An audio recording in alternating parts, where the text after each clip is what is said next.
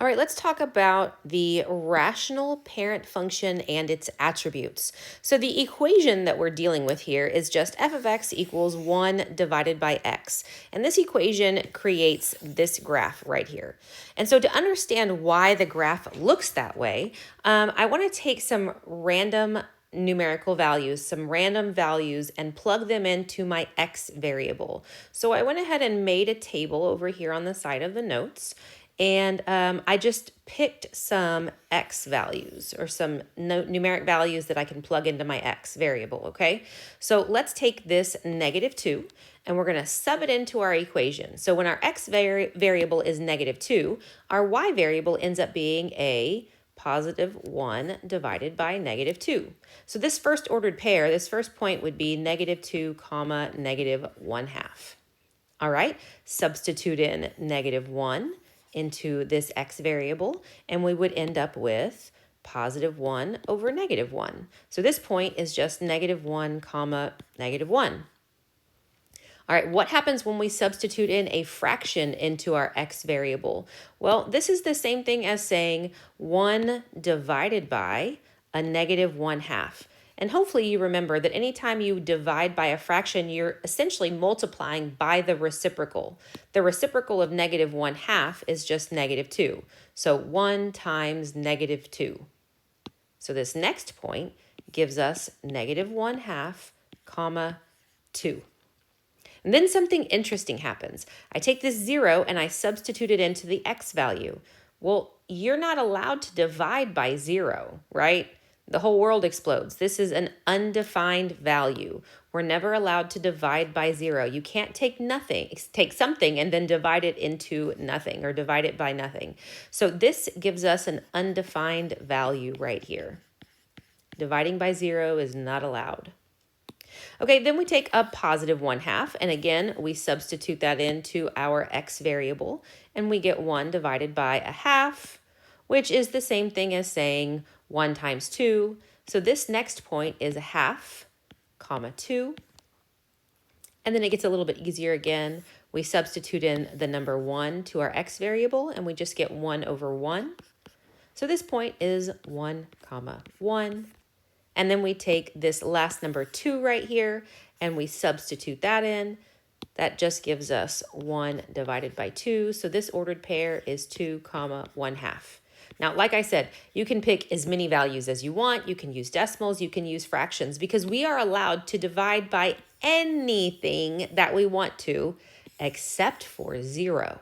0 is the only value that is not allowed. So let's plot these points over here on our grid, on our coordinate plane. Okay, we started with -2 comma -1/2, -2 comma -1/2, -1 comma -1, -1/2 comma -2. And then I ended up being undefined when I chose x equals 0. Well, what happens if I had gotten closer to 0, but not 0 all the way? Like, for example, let's say we substituted in a -1/4. 1 divided by a -1/4. Well, that's just like saying -4, right? So when my x value is -1/4, my y value would be -4. So hopefully you can see the pattern of your function is getting closer and closer and closer and closer to the y-axis, but it's never actually allowed to touch it. So because that happens, we have what's called a vertical asymptote. And the way that you draw an asymptote on a coordinate plane is usually we draw a dashed line to show that it's imaginary, but there's like this border right here that your graph gets infinitely close to but doesn't touch, okay? Now, think about this for a minute. Oh, actually, let's go ahead and plot the rest of your points. We had +1/2, +2, +1, +1, and +2, comma 1/2. Okay, so this is the shape. This is where the shape of our graph comes from. Now, because our x value is never allowed to be 0, but it can be anything else, I want you to think about this. What x value can I substitute into this fraction to make it equal to 0? Is there any x value at all that would make this fraction equal to 0? And hopefully you can See that there is no number. It doesn't matter how big or how small I make this x value, the fraction will never, ever, ever equal 0. So not only do we have a vertical asymptote, we also have what's called a horizontal asymptote right here at y equals 0. I know that was a lot, but this is why the graph takes the shape that it does, okay? It's not like you're going to be tested over that part, but you do need to know that this is the case, right? This is what our function looks like. So we have our vertical asymptote at x equals 0 or horizontal asymptote at y equals 0, which means the domain and range are just the set of all x values such that x cannot equal 0. And the range is the set of all y values such that y cannot equal 0. Okay? That's what those symbols mean. Mathematicians are efficient. We're not going to write out words if we don't have to. We've got symbols for this stuff. All right, so let's talk about the transformation of the rational parent function. If we've got f of x equals a divided by x minus h plus k, we're transforming a rational function just like we did lines, just like we did quadratics, just like we did exponential functions in Algebra 1. So we're going to do the same thing here. Remember h and k when we were working with our quadratic functions earlier in the year. When you add or subtract an h variable to your x value, it shifts your graph horizontally, left or right. So right here it says the h value shifts your graph left or right.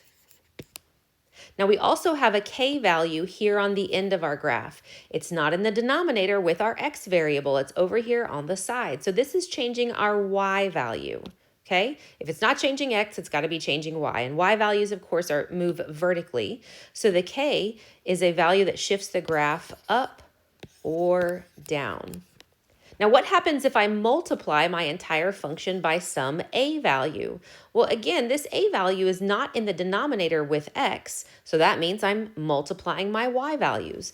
Now, if I multiply my y value by a negative number, that will reflect the graph across the x-axis, and it can either make a vertical stretch or a vertical compression of our graph. So you can fill in these blanks with vertical or with stretch or compress. It can either stretch or compress the graph vertically. Okay, if you multiply by a number greater than 1, it's going to stretch your graph. If you multiply this a value by a number between 0 and 1, it would compress your graph. Now, just like our vertical asymptote up here was related to the domain, the horizontal asymptote is related to the range. So if I look at this example right here, whatever my h value is, and remember the sign is always opposite than what you see in your parentheses, that's what your vertical asymptote is going to be. It's always x equals h. That's the equation of the vertical asymptote, that imaginary boundary line, making the domain the set of all x values such that x cannot equal h. Cannot equal. And of course, our k value is related to the horizontal asymptote. So horizontal asymptote is y equals k, and that means that the range is the set of all y values such that y cannot equal k. All right? So these are the imaginary boundaries, meaning that I can use every single x value, every single y value, except for h and k. Now, this is all kind of theoretical. We're using variables here. It makes it a little bit easier to understand if we have actual examples with numerical values. So let's look at 2 of those. So I've got this first one. It says, sketch the graph of f of x equals 1 over x minus 2 plus 3 and name its attributes. Well, I actually think it's easier to do the attribute naming, the transformation naming first and then look at the attributes. So how is my graph changing? It originally started out as just y equals 1 over x. So what's new here? Well, I see that in my denominator, I now have an x minus 2 instead of just an x. And then we've got this plus 3 on the end here. Okay, so because that 2 is with my x variable in the denominator, I know my graph is being shifted to the right 2 units. Remember, your x variable is messy. They're always going to tell you the opposite, right? X minus 2 means this is a horizontal shift to the right 2 units. A horizontal shift to the right 2 units. And then the plus 3 is not in the denominator with our x variable, meaning it has to change the y values. So this is a shift up 3 units.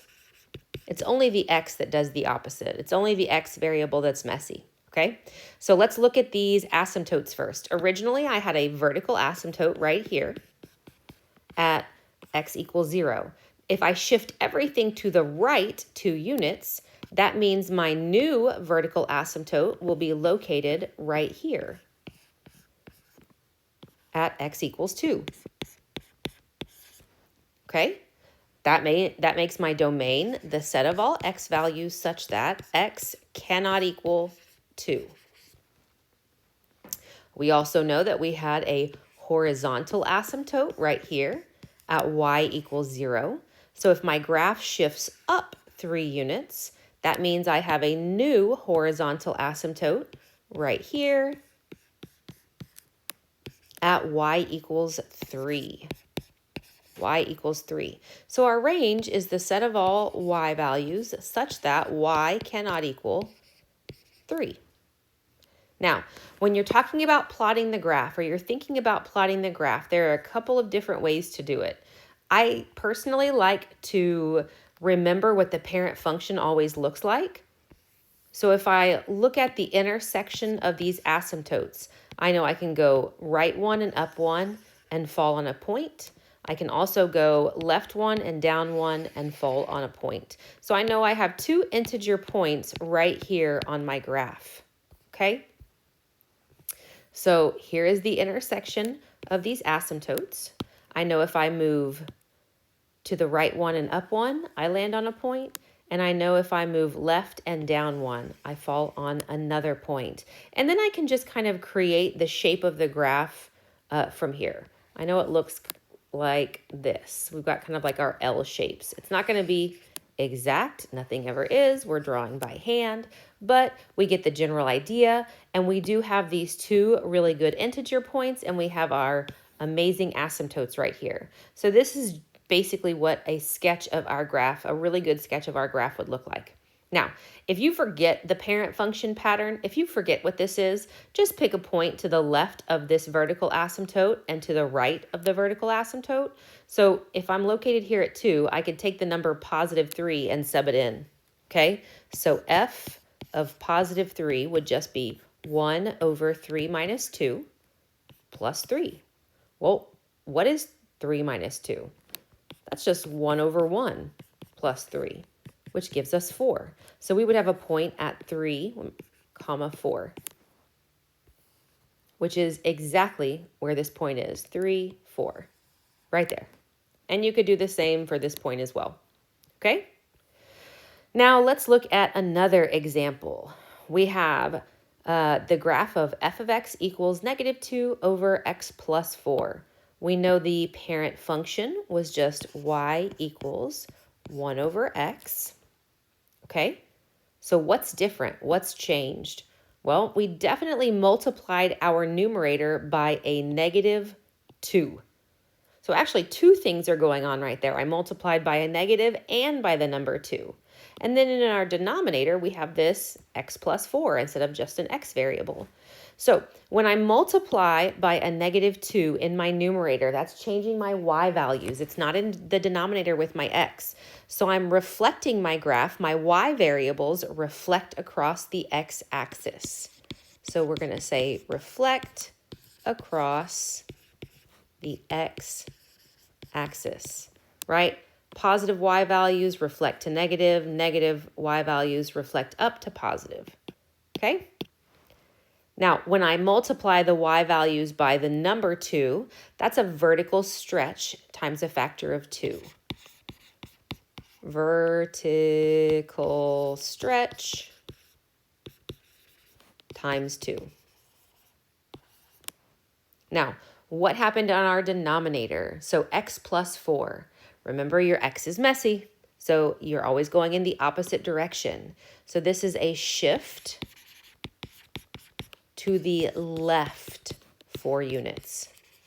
Because it says x plus 4, it's a shift to the left 4 units. Okay, so let's go ahead and graph these asymptotes. So I know I have a vertical asymptote originally at x equals 0. If I reflect this vertical line across the x-axis, it's still in the same location, right? It's already a vertical line that goes up and down forever. So same thing. And again, if it's going from negative infinity to positive infinity, stretching it times 2 isn't going to change anything. It's still going forever. But if I shift it to the left 4 units, now I have moved it. So I've got this vertical asymptote right here at x equals negative 4. X equals negative 4. Now let's talk about our horizontal asymptote. I know we had a horizontal asymptote originally, at y equals 0. Well, this is actually sitting on the x-axis. It has a height of 0. So when I reflect that across, it's going to stay in the same spot. And if I've already got a height of 0, but I double that, the height's still 0. And if my graph is already going or increasing left and right forever, shifting it to the left 4 units isn't going to change anything. It's still going left and right forever. So our horizontal asymptote doesn't actually move in this problem. It's still located right here. Okay? So our horizontal asymptote is y equals 0. So we know the domain is the set of all x values such that x cannot equal negative 4. And we know our range is the set of all y values such that y cannot equal 0.